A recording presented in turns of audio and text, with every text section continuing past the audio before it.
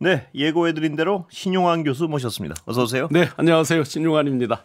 자, 오늘 드디어 윤석열 피고인이요. 네네. 방을 뺐습니다. 보셨죠? 진정한 탈옥을 했나요? 예. 증거인멸 끝났대요. 어떻게 보셨습니까?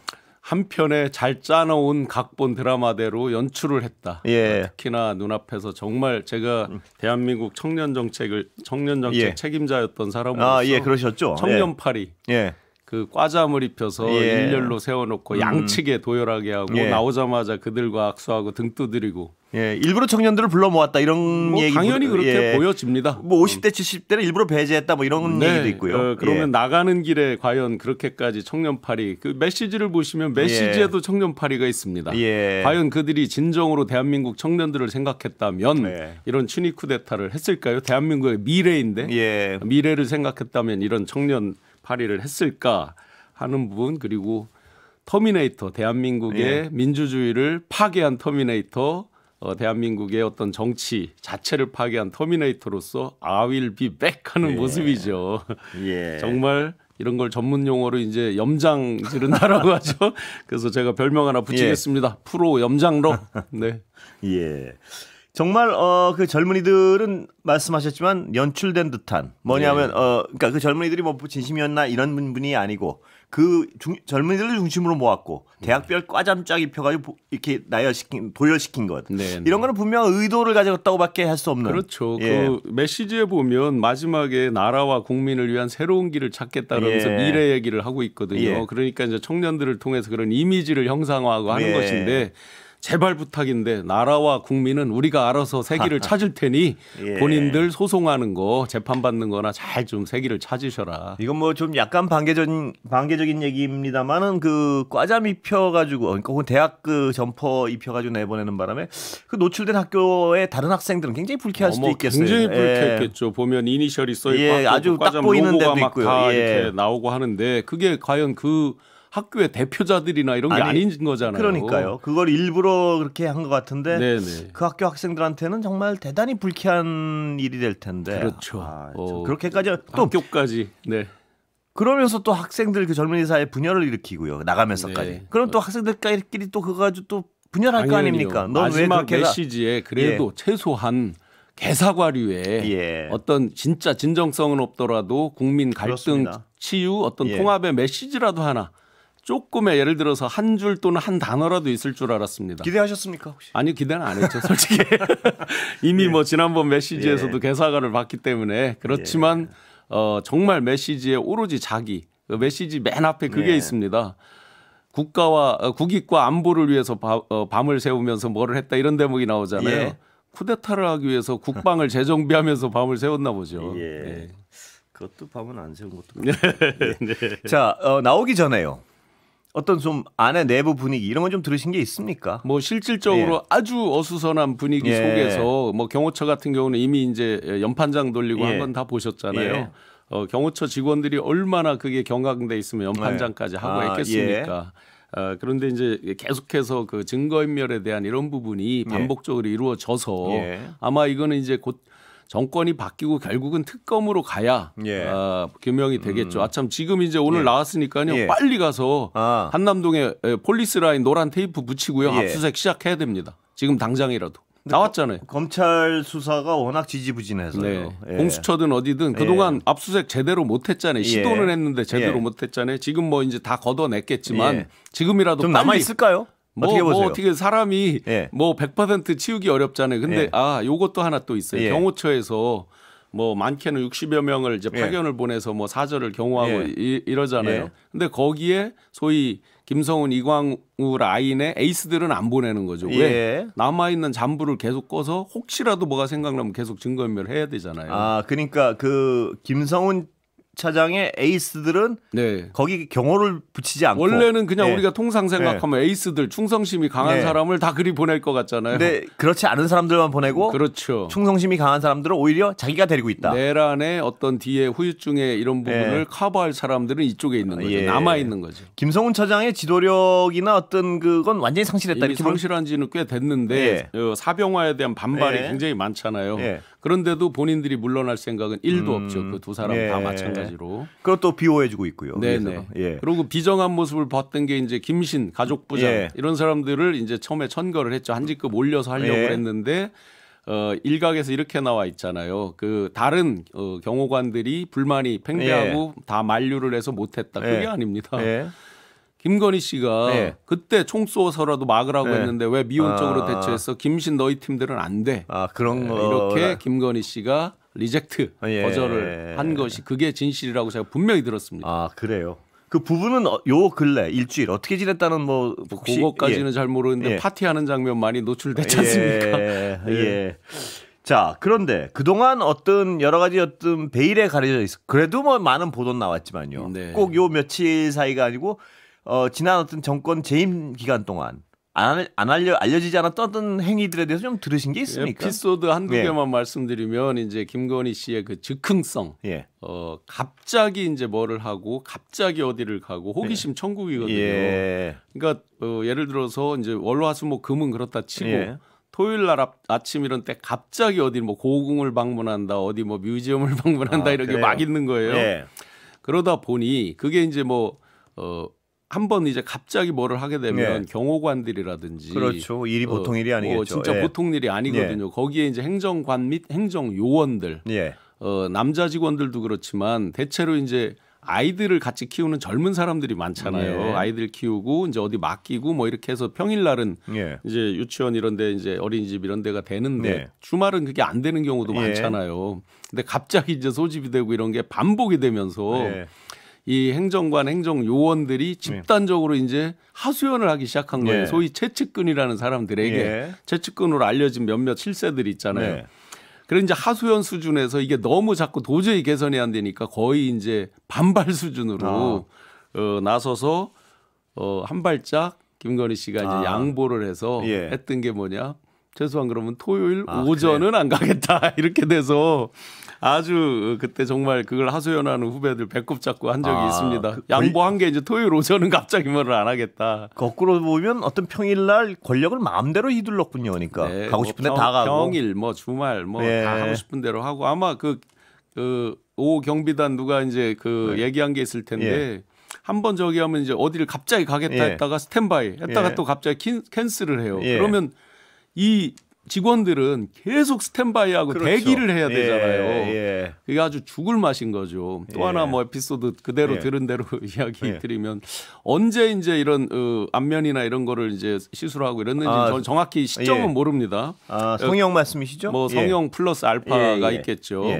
그런데 이제 이 악력이 떨어지면서 이제 씹는 힘이 이제 많이 떨어지면서 우리 방송에 이제 화면에 자료화면 이런 데 보면 뭐 자갈치 시장이다, 서문시장이다 하면서 시장에서 뭐 이렇게 집어먹고 하는 장면들 많이 나오잖아요. 한번 자세히 보세요. 딱딱한 음식, 제대로 씹을 수 있는 음식을 딱딱 집어서 하는지를 한번 자세히 다시 한번 화면을 돌려보시면 금방 이해를 할 수 있어요. 그래요? 그래서 주로 유동식 위주로 하고 그래요? 그건 제가 못 봤습니다. 빨대를 주로 사용해서 이제 유동식 위주로. 씹는 힘이 없어서요? 이게 이제 쉽지 않은 거죠. 막 딱딱한 거 뭐 시장 가면 별의별 거 다 줄 수 있잖아요. 뭐 상인분들이 입에 넣어주기도 하고 막 하면 보통은 저희는 꼭꼭 씹어서 삼키고 또 뭐 일부라도 우아우아 이렇게 먹는 모습도 연출이 되기도 하는 것인데 일반적인 경우에 절대 그렇게 할 수가 없는 이런 것들을 이제 자세히 보시면 그게 나오고 그러다 보니 전용 이제 유동식 뭐 우유 종류 빨대 늘 그런 걸 늘 이제 비서진이 그거를 대동을 해야 된다. 이제 이런 에피소드들이 쭉. 근데 그런 거는 뭐 본인이 수술한 거니까 상관없는데. 제가 하나 들은 충격적인 얘기는 비상계엄하고 대통령이 부재 시에 자기가 설명하겠다고 막 어떤 나선 적이 있다 그러던데 이 상황을 자기가 설명하면 국민들을 설득할 수 있고 사람들을 설득할 수 있다고 그게 맞습니까? 진정한 V0 인증이죠. 센터 본능 보셨어요? 그동안 대통령실에서 올려놓은 화보집 같은 그 대통령실 홍보 사진을 보시면 완벽한 센터 본능입니다. 그 센터 본능이 어디까지가 있냐면 외국 정상 등등 할 때도 항상 센터에 있습니다. 즉 내가 이 나라의 국문지 뭐 진정한 대통령이지 하여튼 그래서 내가 설명하면 조금이라도 나을 것이다. 계엄 때 말씀이시죠? 뭐 비상 계엄 때 실제 그런 거죠. 그런 게 이제 이 습성이 어디에서 다 그 배어 있느냐. 2021년 12월 26일 학력 위조 등등에 대해서 사과하는 거 보셨죠? 예. 그때 아주 자세히 써주고 또 본인이 검토하면서 본인이 그렇게 사과하면 싹 없어질 줄 알았다. 자, 그러면 시즌 2죠. 예. 그런 늘 착각 근데 속에. 계엄조차도 내가 설명하면 국민들이 이해할 것이다 이렇게 생각을 했다는 거죠, 그러니까. 실제 그건 뭐 저도 많이 들은 얘기고 예. 그렇다는 얘기는 내가 비상계엄에 아주 깊게 연루돼 있어 하는 걸 인증하는 거잖아요. 그 주변에서 말려 못한 건가요, 그러니까 그 설명은? 뭐 대부분은 예. 사실은 이제 뭐 만류한다고 안 할 사람들도 예. 아니긴 하지만 예. 자기들이 봐도 이제 앞뒤가 너무 이제 그리고 좀 전에 제가 말씀드린 대로 이게 자인하는 꼴이 될 수도 있잖아요. 설명을 하는 순간. 계엄에 연루됐다는 걸 자인할 수 있으니까. 네네. 꼭 만류해서 한 건 아니군요. 네. 예. 지금 비아폰 이런 거 쓴 것도 다 거짓말하고 뭐 숨기다가 할 수 없이 이제 터져 나오고 그런 거 아닙니까? 근데 저 첫 대변인 맡았던 분은요. 이동훈 씨. 예, 예. 네. 1시간 얘기하면 59분 얘기한다고 하신 그것도 분. 있고 무슨 사람들이 많이 모여 있는 데서 네. 김건희 씨가 대통령한테 막 면박을 주고 그 네. 혹시 그런 장면 보셨습니까? 아니요. 저는 뭐 제 면전에서 그런 예. 장면은 없었습니다. 그런데 그랬다는 어떤 정황은 좀 짐작이 가십니까? 뭐 충분히 뭐 눈에 선하죠. 그래요? 실제 예. 이제 그 뭐 사랑 이상의 감정이다 이렇게 예, 표현들을 예, 하는데 예. 당연히 사랑 이상의 감정이죠. 뭡니까? 비즈니스 공동체라고 얘기를 했잖아요. 비즈니스 본인들이 공동체요. 대통령 선거 자체를요. 2021년, 22년 대선 네. 그 준비 과정부터 비즈니스 공동체라고 이야기를 한 사람들입니다. 본인들 예. 입으로. 그러니 사랑 이상의 감정이죠. 당연히 비즈니스 공동체죠. 거기에 V0죠. 아프아프 어떻게 할 거예요? 예. 거의 가스라이팅 수준이다라고 봐야죠. 실제 여러 행동들이 예. 가스라이팅 수준으로 나오는 거. 우리 짤로 다니는 거 이렇게 외국 뭐 나갈 때 예, 비행기 예, 트랩에서의 예, 예. 장면 뭐 예. 잡아 끄는 장면 예. 손으로 막 지시하는 그렇죠. 장면 다 예. 보셨죠? 어디 가라 그러고 이런 거. 그러니 아휴 할 수밖에요. 더 이상 뭐를 어떻게 하겠어요. 거의 이 피아노 줄로 이렇게 하는 그 듯한 정도까지. 정도의 일들이 많이 있었죠. 그러니까 그 실제. 첫 대변인의 말에 따르면 그런 거 아니에요? 그러니까 그 대통령 강아지 안고 그냥 실실 웃고 있고. 네. 그 앞 여러 어떤 공적인 자리에서 대통령을 타박하고 있고 네, 그런 장면이 연출됐다는 거 아닙니까? 그렇죠. 그래서 이제 지난번 이재명 대표 예. 3월 26일 날 무죄 선고되고 나서 예. 재미난 얘기가 들렸죠. 한남동 공관에서 아주 크게 싸우는 소리가 들렸다. 그래요? 예. 그러니까 이제 사람들이 농담하죠. 예. 싸우기는 일방적으로 뒤지게 혼나는? 혼났지 이렇게 이제 예. 농담이 나옵니다. 대통령의 어법은 어땠습니까? 보실 때. 제가 이제 예. 공개를 드렸지만 예를 들어서 슬로건을 선정하는 날이었어요. 예. 외부에서 CEO가 와서 네. 설명을 네. 전문가들이 와서 이제 슬로건은 뭐 이러저러해서 이러이러 합니다. 예. 하니까 이렇게 설명을 듣다가 이재명이 예. XX 예. 하면서 이렇게 해가지고 뭐 이거 이길 수 있어 막 하면서 예. 하는 거죠. 항상 욕이. 욕이나 뭐 이런 예. 것들은 뭐 아주 그냥 편하게 쓰는 거죠. 신 교수님도 직접적으로 욕하는 걸 목격하시죠? 저는 많이 봤죠. 뭐 그래요? 회의를 뭐 한두 번 한 게 아니니까. 회의 석상에서 그 사람들 다 있는데 이렇게. 그럼요. 공사구분이 없는 거는 뭐 말할 것도 없고요. 예. 공사구분 없는 거 한번 예를 들어볼까요? 예. 지금 비대위원장 하시는 권영세 비대위원장님. 예. 제가 예. 실명으로 그분은 예. 공인이시니까. 예. 또 한때 미래 특보가를 하셨던 김땡땡 교수님 계세요. H대학의 김땡땡 예. 교수님. 어떤 프레젠테이션을 하러 왔어요. 페이퍼를 들고 전문가들이 옆에 대동해 있습니다. 예. 거기서 형 그러는 거예요. 예. 이게 사석은 아니잖아요. 예. 회의 자리고 예. PT 자리예요. 예. 공당의 제1당의 대통령 후보 뭐 후보가. 이런 거잖아요. 예. 형 그런단 말이죠. 예. 그러니까 거기서 또 사람들 다 있는 데서 어렸을 때 뭐 연희동 골목에서 어떻게 크고 뭐 연세대학교 도서관을 가서 연세대 예. 도서관 파라고 하면 막 에피소드를 얘기합니다. 예. 그러면 보세요. 형. 네. 그다음에 그런 어린 시절부터 에피소드. 옆에 배석했던 사람들이 예. 야, 이 사람이 그렇죠. 진짜 실세구나 네. 하면서 그 형 소리를 들은 사람에게 권력 관계가 뒤틀려 버리겠죠. 예, 확 쏠려 가겠죠. 예. 실세든 아니든 예. 저희가 잘 몰라도 실세가 예. 되는 거죠. 그래서 제가 눈에 안 봐도 선한 장면이 하나 있습니다. 예. 삼청동의 안가 또 예. 안 알려진 일반 국민들에게 안 알려진 예. 용산 그 한강진 쪽의 안가 예. 이런 데서 군인들 해서 뭐 하고 폭탄주 막 예. 했잖아요. 그때 이제 일반적으로 가카가카 했겠죠. 예. 이랬을지도 몰라요. 이건 뭐 제가 재미로 농담이지만 가카가카 예. 하고 뭐 폭탄주 막 예. 이제 한 20장 기본으로 막 먹는단 예. 말이죠.